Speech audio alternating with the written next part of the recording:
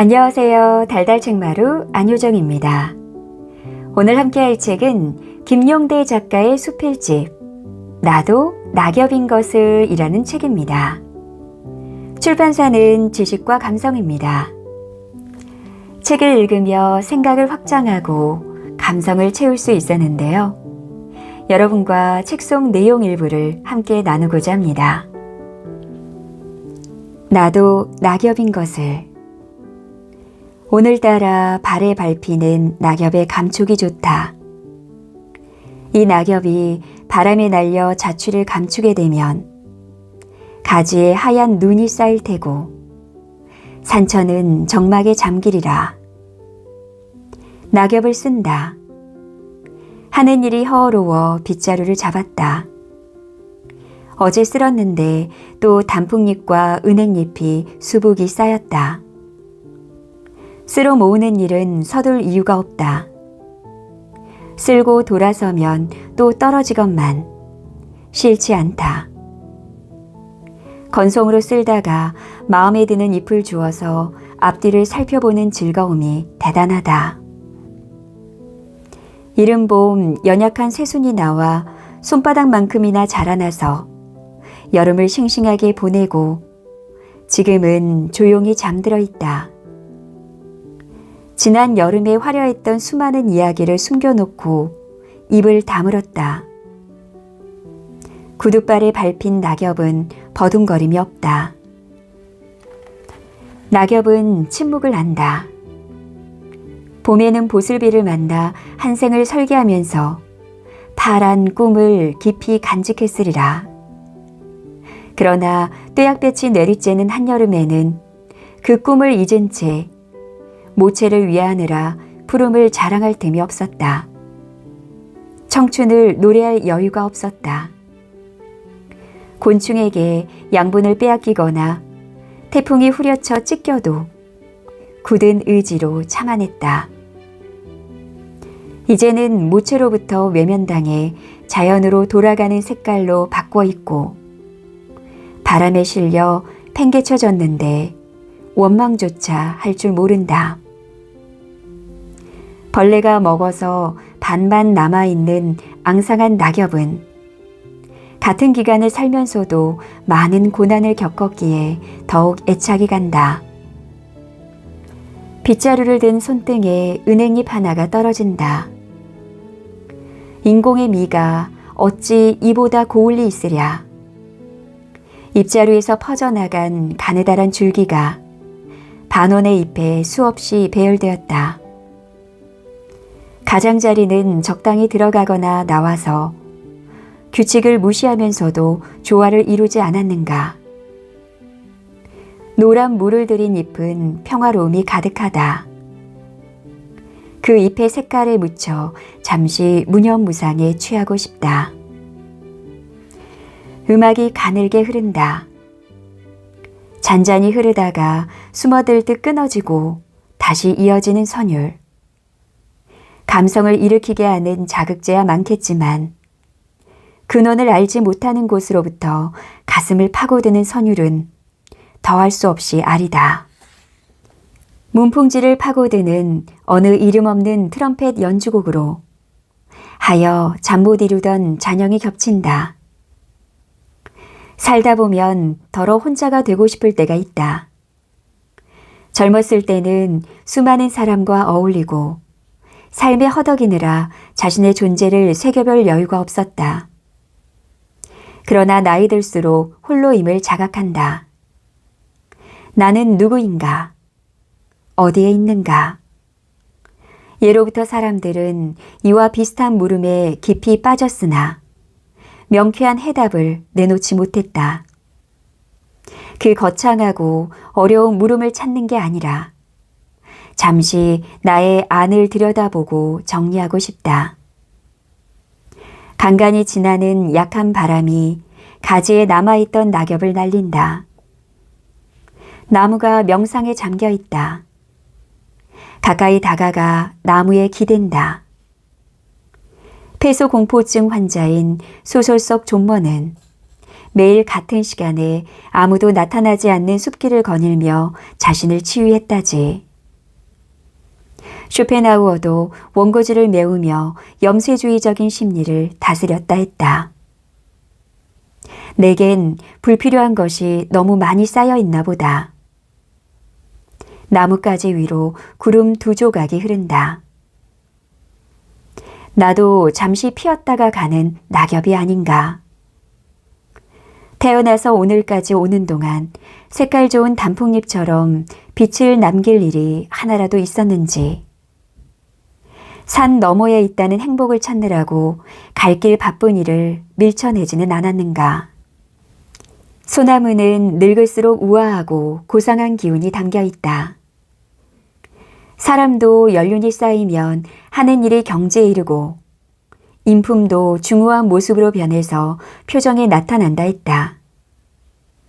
그러나 나는 그런 모습은커녕 조그만 환경 변화에 예민한 반응을 보였다. 자신을 돌아보기는커녕 삶의 가치를 새겨볼 틈도 없이 여기까지 왔다. 나의 삶도 초겨울 오후 5시 59분에 접어들지 않았나. 막차를 타는 기분으로 느긋하게 살아갈 일이다. 쉬엄쉬엄 가다가 추월하는 이에게는 길을 비켜주고 도움이 필요한 자에게는 마음을 나누어 줄 일이다. 탐하지 않고 교만하지 않으며 여유 있는 가슴으로 깊이 느끼자. 복잡한 내 안의 미로를 송두리째 들춰내서 하나씩 내려놓아야겠다. 당분간은 허전하겠지만 머지않아 치유되어 그 자리에 고운 이야기만 남겨놓도록 하자. 잠시 후면 나 또한 낙엽이 될 몸이거늘. 산다는 것은 얼마나 되었을까? 기상을 외치는 앙칼진 소리를 애써 밀어내며 뒤척이다가 일어났다. 이등병의 하루가 얼마나 힘이 드는지는 군에 다녀온 사람이면 잘 아는 일이다. 잠시의 잠도 꿀맛 같은데 한밤중에 그 아까운 단잠을 억지로 깨워서 트럭에 실려 산골의 어둠을 뚫고 간이 철도역인 초성리로 갔다. 근처가 산팔도라는 말만 들어도 서리빨 치는 편말이 있는 곳에 맑은 강물이 하늘과 산의 색깔을 담아서 하루도 거르지 않고 흐르던 곳이다. 이등병으로 수송용 차에 실려 의정부 보충대로부터 이곳 부대에 배속받아 북으로 올라올 때 길을 따라 거슬러 내려오는 정갈한 강물이 천리 타양으로 내동댕이 쳐지는 나를 위로해 주었다.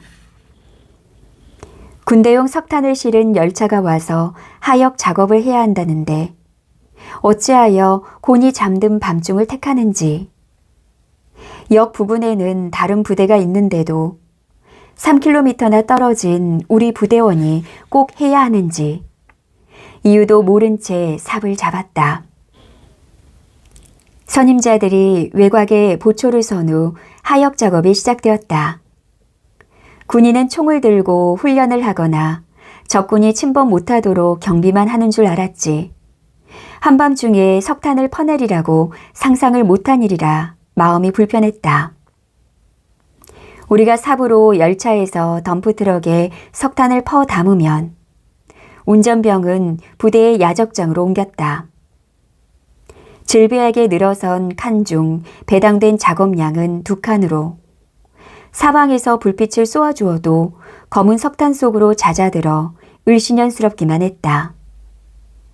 조금이라도 빨리 일을 끝내고 돌아가 잠자리에 들고픈 심정이 한결같기에 잡담하는 이도 없이 분주하게 움직였다. 이봐요! 나가요! 보초병이 소리쳐서 모두 허리를 펴고 그쪽을 주시했다.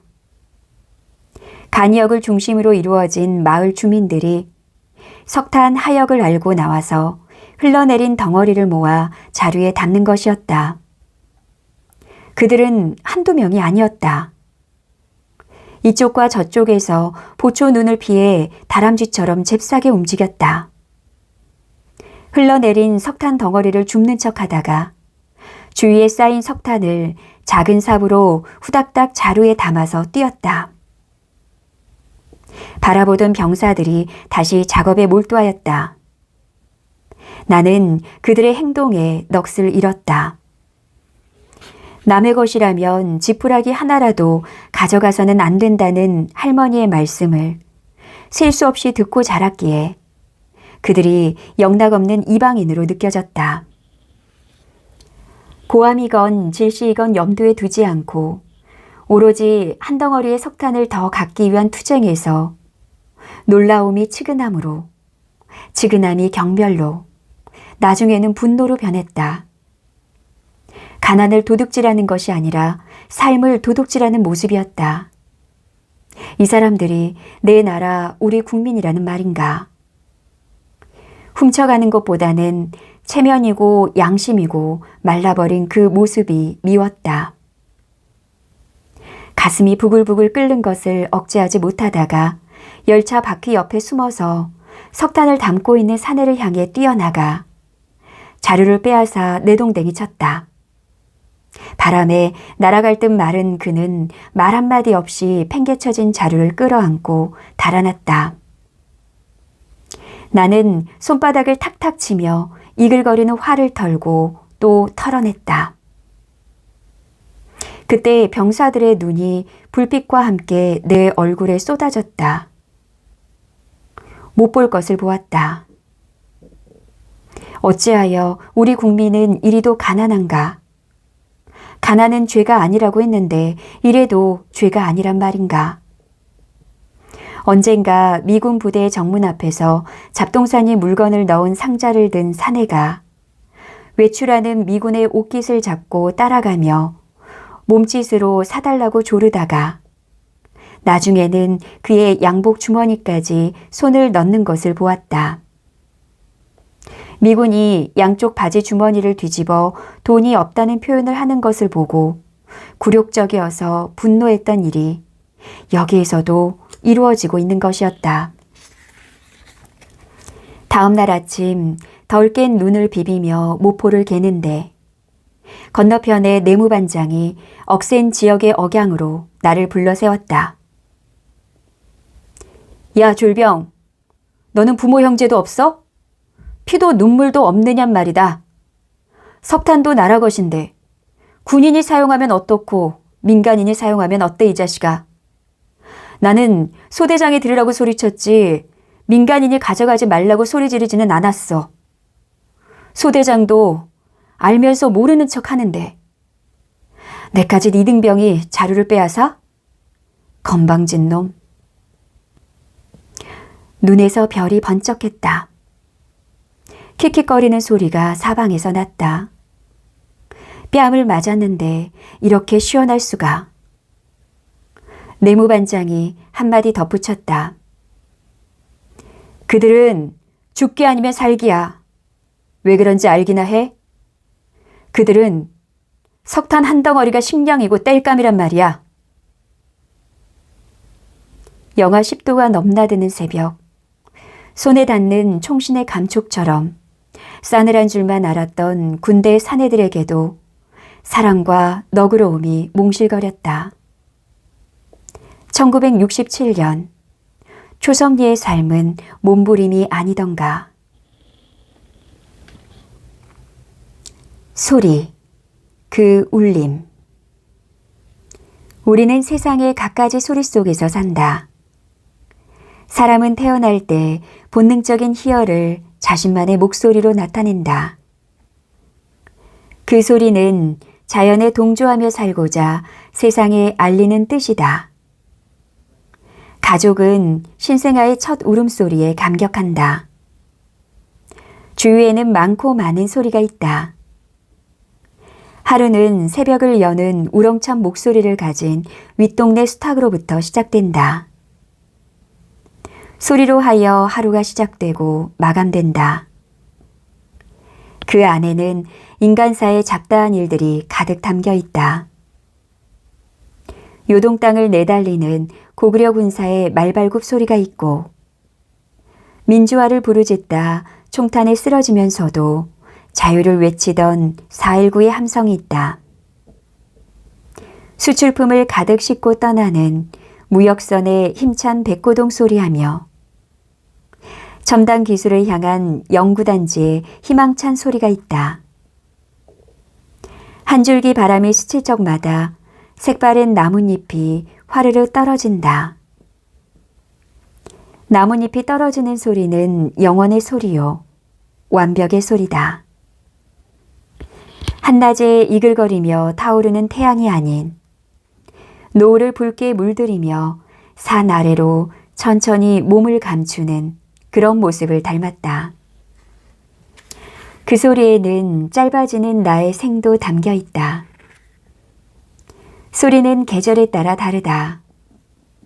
봄은 얼음장을 녹여내리는 우렁찬 소리이고, 여름은 나팔 불고 나타나는 활기찬 소리이며, 가을은 자신을 정리하는 달관의 소리다. 그리고 겨울은 한 해를 돌아보고 새해를 설계하는 침묵의 소리다. 독립영화 원앙 소리는 할아버지와 소가 30년을 함께 지내며 서로를 읽어내는 소리다. 늙은 소와 곁에 앉은 할아버지가 서로 바라보며 마지막 나눈 무언의 속삭임은 천생의 울림이었다. 외양간에서 일어나지 못하는 소의 등을 쓰다듬는 할아버지에게 목에 달린 원앙이 고별을 알렸다.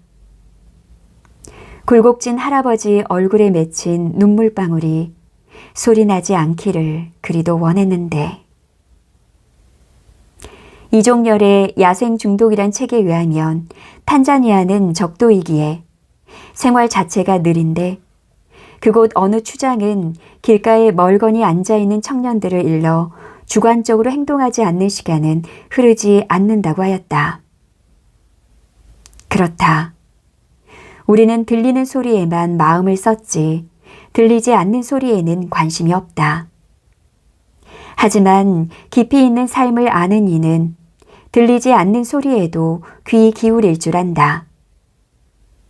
귀를 크게 열고 더 넓고 깊은 세상을 찾아볼 일이다. 낙엽, 침묵, 시간, 그리고 그 소리의 울림은 만물에 존재한다. 지워진 발자국. 가을은 남자의 계절이라 했던가.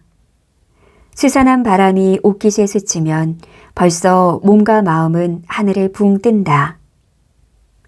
그리하여 파란 하늘에 가는 듯 마는 듯 흐르는 조각구름에 얹혀 방향도 목적도 없이 떠간다. 내 나이 손님 떠난 장터처럼 황량하여 하염없이 상념에 젖는다.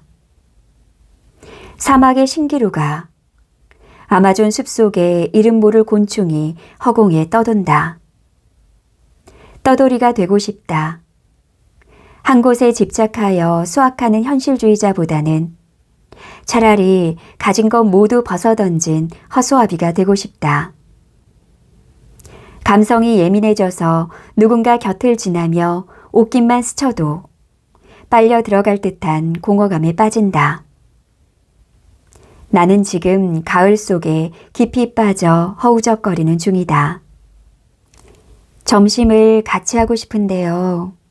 이유는 묻지 마시고 아주 먼 곳, 강원도 바닷가라든지 아니면 서해 끝으로 가든지요.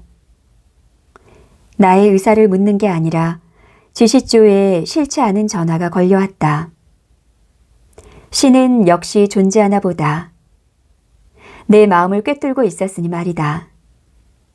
감히 상상을 초월한 제의를 미모의 여인으로부터 받았으니 생각하고 말고 할 이유가 없다. 누군가 간혹 모범 다방 같은 생활이 싫을 때가 있다고 했지. 내일은 또다시 내일의 태양이 뜬다고도 하였다.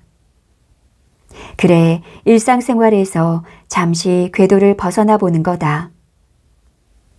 이런 기회는 평생에 한 번 있을까 말까 하거늘 허례적인 베일을 벗고 과감하게 가을 햇살 속으로 들어가 보자. 목적지가 정해지지 않은 여행은 서두를 이유가 없다. 젊고 아리따운 여인이 옆자리에 앉아 있으니 차창 밖으로 스치는 단풍이 모두 낙원이다. 그제도 어제도 보았던 산천이 이처럼 달라지다니. 동양화에 걸려있던 안개구름이 흐르는 듯, 무지개가 쌍으로 피어오르는 듯 주위가 황홀하다. 살다 보면 한 번쯤은 사귀어 보고 싶고 가까이에 보고 싶은 이성이 있기 마련이다. 서구적인 미모에 나긋나긋한 미소를 머금고 품위 있게 이야기하는 이 여인이야말로 그러한 여인임이 틀림없다. 1년 전 공적인 일로 그녀를 처음 보았을 때 대번에 그런 마음이 들었었다. 이 여인은 지금 나처럼 가을을 지독히 앓고 있었기에 이런 제의를 하였으리라. 승용차 창문을 열고 솔잎향을 맡으며 적당한 속력을 유지했다. 영영 잃어버린 줄 알았던 소년 같은 설렘이 되살아난다. 휘파람을 불고 싶다. 1시간 남짓의 드라이브 끝에 서해의 이름 모르는 해변에 다다랐다. 수많은 날을 변함없이 있었을 바닷가 모래밭은 우리를 위해 기다리고 있는 듯하다. 잔잔한 바닷물이 2km가 넘는 모래밭을 간지리고 있다. 나와 여인은 드라마의 한 장면을 예행 연습 없이 시연하고 있다. 어깨를 맞대고 수평선을 지나가는 배를 건너다 보기도 하고 머리 위로 날아가는 가을 새도 쳐다보며 걷는다. 속삭이듯 간지리듯 그의 감미로운 음성이 귀 밑을 스친다. 어느 철학자는 인생은 고통이며 그 귀결은 허물어 하였는데 그 말이 옳다 할 수는 없다. 단편적인 결과만 말할 일이 아니라 지금처럼 조금이나마 아기자기한 삶의 한 과정도 고려해야 할 일이다. 시간이 얼마만큼 흘렀는지 가늠이 안 가는데 모래밭이 끝나는 지점에서 바위가 가로막는다. 둘이서만 온 줄 알았더니 발자국이 우리 이야기를 엿들으며 이곳까지 따라와서 발밑에 숨어 있다. 이것은 역사다. 우리는 지금 역사를 창조하고 있다. 떠나가는 가을을 해석해야 하는 두 사람은 이름 모를 해변에 와서 지난 이야기를 만들어 모래밭에 그림으로 남겨놓고 있다. 되돌아서는 모래밭에 울긋불긋한 숲속길이 환상으로 펼쳐진다. 가랑잎, 도토리 잎이 바스락거린다. 낙엽은 가늘게 지나는 바람에 서로 뒤섞이고 구르고 소곤거리며 우리를 끌어들여 어울리자 한다. 이럴 땐 시인의 흉내를 내어보아도 좋을 듯 싶다. 가을은 시몬, 가자, 나뭇잎이 져버린 숲으로. 이대로 걷고 또 걷다가 흔적 없이 사라져도 좋을성 싶다. 잔모래를 밟으며 미모의 여인과 그 이상도 이하도 아닌 단 한 번 잡았던 손길로 하여 가슴에 진한 그림이 채색되어 있다. 화르르 단풍 구르던 날이. 빈 의자. 겨울은 침묵의 계절이다. 자기 수양을 하며 내공을 쌓는 철이다. 낙엽진 나무는 있는 대로 드러내며 자신을 다스린다. 지난 계절에 누렸던 호사를 잊고 극히 절제된 삶을 하고 있다. 공원에 의자가 비어 있다. 의자에 놓인 낙엽으로 하여 더욱 허허롭다. 의자는 봄과 여름에는 행복했다. 쌍을 이룬 젊은이들이 자주 찾아와서 달콤한 이야기를 속삭여 시간 가는 줄 몰랐다. 중년 부부가 나란히 앉아 주고받는 자식 이야기가 들을만 하였다. 여름엔 나이 든 남성이 책장을 넘기며 한참을 동무해 주었다. 빈 의자는 넓은 아량을 가졌다. 나는 공원을 가로지를 때면 어김없이 의자에 눈길을 준다. 의자에서 누군가 자연과 호흡하면 훈훈한 기분이 들지만 비어있으면 가슴이 시리다. 어느 땐 새 한 마리가 등받이 위에 앉아 쫑알거려서 한동안 바라보다가 뒤돌아섰다. 빈 의자에 찬바람이 감돈다. 낡은 판자에 세월이 쌓여 있다. 몰두하다 보니 나의 전신이 의자로 화해 그 자리를 대신한다. 안개가 스멀거리는 듯한 적막한 공간에서 자신을 발견하고 흠칫 놀란다. 내 안에는 진실하게 필요한 게 축적되어 있는가? 채운다는 의미를 얼마나 알고 있었는가? 의자는 사람뿐만 아니라 조류에게도 자리를 내어주는 아량을 베푼다. 나는 남을 위해 헌신해 보았던가? 장막을 치고 그도 모자라 자물쇠로 빗장을 질러 녹이 슬어 사용하지 못하게 되어서야 뒤돌아보지 않는가? 마음을 비운다는 고귀한 의미를 이 나이가 되어 빈 의자로 하여 어렴풋이 감지할 수 있기에 부끄럽다. 성균관대학교 자연 컴퍼스 뒤의 골목길에서 고무를 싣고 느릿느릿 손수레를 끌던 주름살 투성이 할머니가 스친다. 채울 것 없는 빈 의자는 그 할머니의 빈 가슴과 닮았음이 아닐까. 햇살 고운 날 잠시 손수레를 쉬게 하고 할머니를 공원 의자에 모시고 붕어빵 오물거리며 따뜻한 이야기를 나누련다. 빈 의자가 채워지도록. 좋은 엄마가 되리에요. 한방눈을 어깨 위에 얹고 시내버스에 올라 첫돌이 지났을 아기를 안은 30대 여인 옆좌석에 앉았다. 하얀 피부에 이목구비가 뚜렷한 아기가 제 엄마와 눈맞춤하며 재롱을 피우고 있었다. 젊은 엄마가 아기 얼굴을 맞대고 애지중지 행복을 나누는 모습이 고와 입을 열었다. 아이가 엄마를 닮아 예쁘네요. 몇 개월 되었어요? 나를 찬찬히 쳐다보던 여인이 얼굴을 붉히며 고개를 숙였다.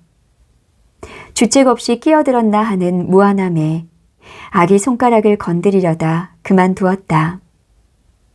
여인은 안절부절 못했다.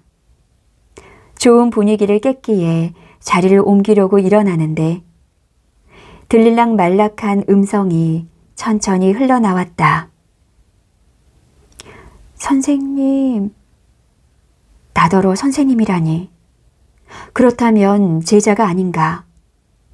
이름을 물었으나 더는 말을 하지 않고 고개를 숙였다. 그 모습이 낯설지 않다고 느끼는 순간 많은 제자 중에 번뜩 떠오르는 이름이 있었다. 나는 주위 사람을 의식하지 않고 소리 질렀다. 아, 이수양! 교사 시절에 특수반 선생님이 교실 문을 두드렸다. 선생님은 하얀 얼굴에 키가 큰 여학생을 대동하고 겸연쩍은 표정을 짓고 있었다. 며칠 전에 선생님이 미적이다가 특수반 아이를 나에게 맡긴다더니 그 애가 앞에 서 있는 수양이었다. 초등학교 특수반은 학년 구별 없이 장애아를 모아 개별적으로 지도하는 반이다. 한 교실에서 생활하던 아이들은 졸업학년이 되면 원래 학년으로 돌아가 같은 또래 아이들과 지내다가 졸업하게 되어 있다. 특수반 선생님은 6학년의 4반 중에서 나를 선택하여 결제를 받아 우리 반으로 데려온 터이다. 수양이는 배정된 자리에 앉자마자 책상에 얼굴을 묻고 흐느꼈다. 수업 시간에 다른 아이들에게 지장을 주기에 달래기도 하고 으름장을 놓기도 했으나 아무 소용이 없었다. 아이들이 대놓고 싫은 말을 해도 마찬가지였다.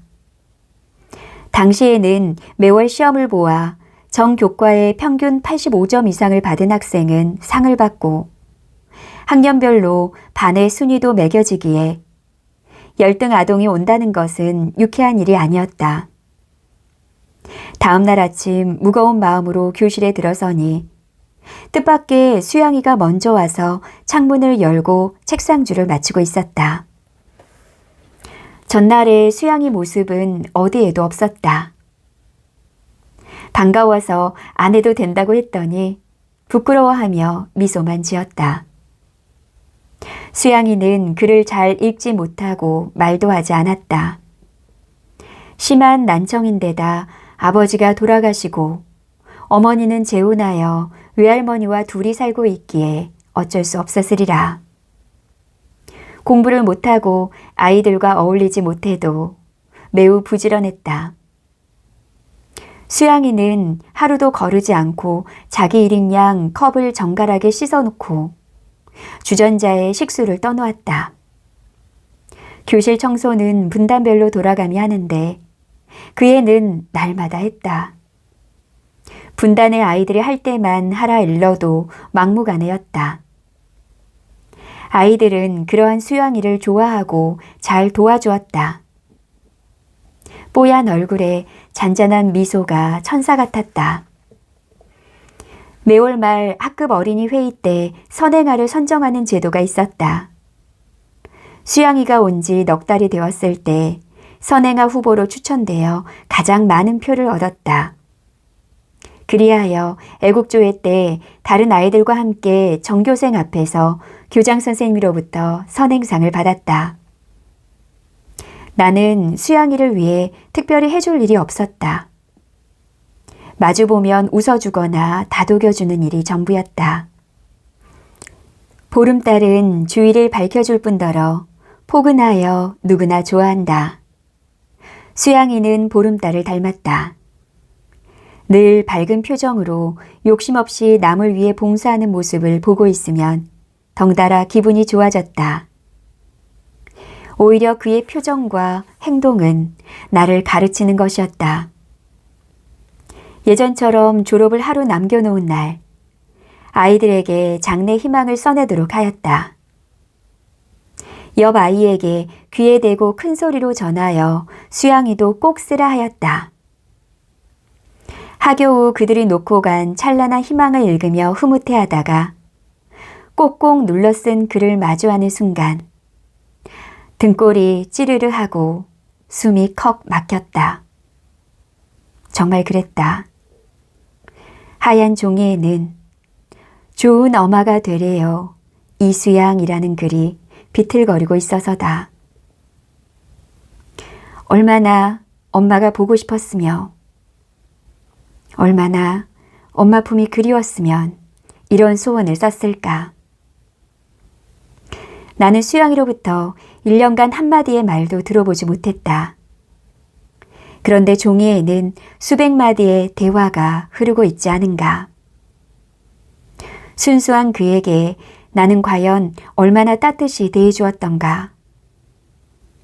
졸업장을 들고 교실 문을 나서는 수양이에게 꽃 한 송이와 함께 너는 틀림없이 좋은 엄마가 될 거야 라는 쪽지를 건네며 등을 다독였더니 초롱초롱한 눈망울에 이슬이 송알거렸다. 그녀는 틀림없는 이수양이었다. 한 번도 들어보지 못했던 그녀의 음성을 타양의 버스에서, 그것도 20여 년이 지나 들었으니 어찌 감격하지 않겠는가. 한 덩어리가 되어 얼싸안았다. 한방눈이 내리는 날 홍당무가 된 수양이는 그리도 갈망하던 좋은 엄마가 되어 눈시울을 붉히고 있었다. 그런데 말이다. 제자가 그리로 갈망하던 좋은 엄마가 되어 화려하게 나타났는데 왜 그날의 비틀거리던 글씨가 이리도 가슴에 파고들어 아리게 하는 것일까? 마지막 가는 길. 숙연한 마음으로 걸레를 들었다. 승용차를 처음 샀을 때 그리했던 것처럼 마음 가득 기울여 앞 범퍼부터 닦고 돌아서서 서운한 곳은 다시 닦았다. 마지막으로 운전석에 앉아 운전대랑 계기판도 만져보고 서랍도 깨끗하게 정리했다. 15년 동안 찬찬히 기록한 차계부도 꺼내들었다. 아낌없이 주는 나무가 주인을 위해서 그루터기까지 제공했듯 내 차도 그에 지지 않았다. 차는 왕자라는 이름표를 달고 나를 늘 황제처럼 대했다. 그가 한창 젊었을 때는 휘파람을 날리며 내가 원하는 곳이면 어디라도 마다하지 않고 싱싱 달려 헌신했다. 겨울에는 행여 추울세라 온도를 올려 따뜻이 해주고 삼복더위 때는 시원한 바람을 일으켜서 안락하게 했다. 그뿐이던가. 약속 시간이 촉박하면 현명하게 대처해서 품위를 유지토록 해주었다. 옆자리에 품위 있는 여성이 앉게 되면 감미로운 음악을 흘려보내 아늑한 분위기를 연출할 줄 아는 감각도 발휘했다. 몇 년 전 이슬비 오던 날이었다. 내거리에서 정지 신호를 받고 멈추어 있을 때 좌회전하던 트럭이 빗길에 밀려 앞으로 다가왔다. 내 차는 기겁을 하며 위험 신호를 보냈다. 그렇지만 트럭은 아랑곳하지 않고 들이받았다. 앞 범퍼와 보닛이 부서지며 밀려서 뒤에 서 있던 택시를 받았기에 뒤의 범퍼도 구겨졌다. 차는 비명을 지르며 찌그러지면서도 나를 잘 보호해 주어 그 덕으로 그다지 다치지 않았다. 다른 차였더라면 박살이 났을 테고 나도 크게 다쳤으리라는 사람들의 웅성거림에 그제야 정성을 다해 나를 섬기고 있다는 것을 알았다. 고마움을 보답하기 위해 최고의 정비소를 찾아 젊고 곱게 성형시켰다. 13만 킬로미터를 달리며 나에게 아낌없이 봉사한 이 차와는 이제 이별해야 한다. 사람으로 치면 환갑을 넘었을 나이이기에 아직도 남은 생은 창창하다. 그때의 사고 외에는 애지중지 다루어서 별로 주름살도 가지 않았다. 나이 탓에 잔병이 조금 있어서 부속품은 몇 개 바꾸었으나 큰 병치레는 안 했다. 얼마 전에 새 차가 들어왔기에 집사람은 빨리 내보내라는 성화였다. 아들에게 인계해준다 했으나 달갑지 않아 하며 가물에 콩나듯 이용했다. 가까운 거리는 이 차가 좋다는 황당한 핑계로 지금껏 끌어왔는데 집사람을 더 설득하는 것도 한계에 이르렀다. 그리하여 우리나라 고물차가 아프리카의 메마른 땅에서 먼지를 덮었으며 안간힘을 쓰던 모습이 떠올라 남에게 넘겨 천덕꾸러기가 되는 것보다는 명예롭게 생을 마감하도록 폐차하기로 했다. 연락받은 곳에서 차가 왔다. 정든 차와 이별할 시간이 온 것이다. 앞, 옆, 뒤의 마지막 모습을 사진으로 담는 손이 흔들렸다. 즉석에서 폐차 증명서를 건네준 사무원은 말 한마디 없이 기계처럼 움직였다. 숙달된 손놀림으로 번호판을 떼어낸 후 커다란 망치로 앞뒤 유리창을 단번에 내리쳤다. 유리가 산산조각 부서지는 순간 내 가슴도 부서져 내렸다. 그는 잠시의 뜸이나 망설임이 없었다. 양쪽 문 안으로 쇠고리를 연결하여 기종기로 끌어올려 운반차에 실려 있는 다른 차 위에 올려놓았다.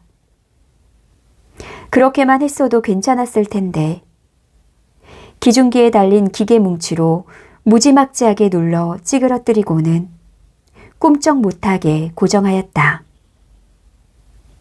그동안 쌓였던 정으로 세차까지 하여 배웅하려 하지 않았던가. 헌데 눈앞에서 이리도 무참히 부서져 고철로 변하다니 그 짧은 시간에 온몸이 오그라드는 듯 했다. 나도 승용차처럼 부서지고 찌그러지고 커다란 쇠뭉치로 내리누르는 듯 몸서리 쳤다. 가슴에서 전류가 찌르르 흐르는데 고철로 변한 차가 실려 나갔다. 작별의 손인사가 끝나기 전에 건물 뒤로 빠르게 사라졌다. 도살장으로 끌려가는 소가 주인을 돌아보며 원망의 눈물을 흘리듯 차도 그 모습으로 직접 운전해 가든지 고장난 차처럼 끌고 가든지 하는 줄 알았지 박살내서 실어갈 줄은 미처 몰랐다. 무참한 이별을 할 줄 알았더라면 보지나 말 것을. 생명이 없다 한들 어찌 정이 없을 건가.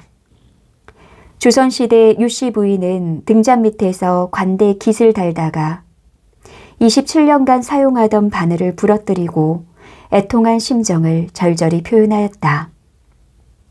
바늘이 부러졌을 때 정신이 아득하고 산란하여서 숨이 막혀 까무러졌다가 겨우 정신을 차려 만져보고 이어보았다 하지 않았던가. 이제 나의 몸도 폐차 같은 처지가 될 시기가 가까웠다. 한때는 야망을 찾아 시간 가는 줄 모른 적이 있었다. 가속 페달을 밟는 줄 모르고 젊음만 믿었다.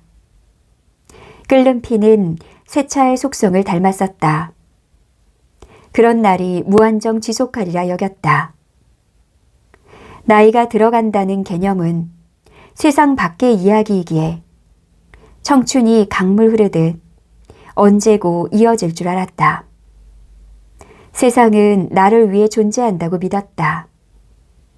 건방이 넘쳐 신호등을 위반하는 것도 과속하는 것도 아랑곳하지 않고 청춘을 보냈다. 그리하여 이제는 몸 어디고 성한 곳이 없다. 차라면 달아빠진 부속품을 갈아 끼우면 되련만. 정든 자동차가 그 명을 다하는 모습을 보며 나의 마지막 날을 생생히 들여다보는 듯하여 더 두려웠나 보다. 너와의 좋은 추억 결코 잊지 않으련다. 지금까지 달달 책마루였습니다. 바쁜 하루하루 속에 감성을 채우는 시간도 잊지 않으셨으면 좋겠습니다. 고맙습니다.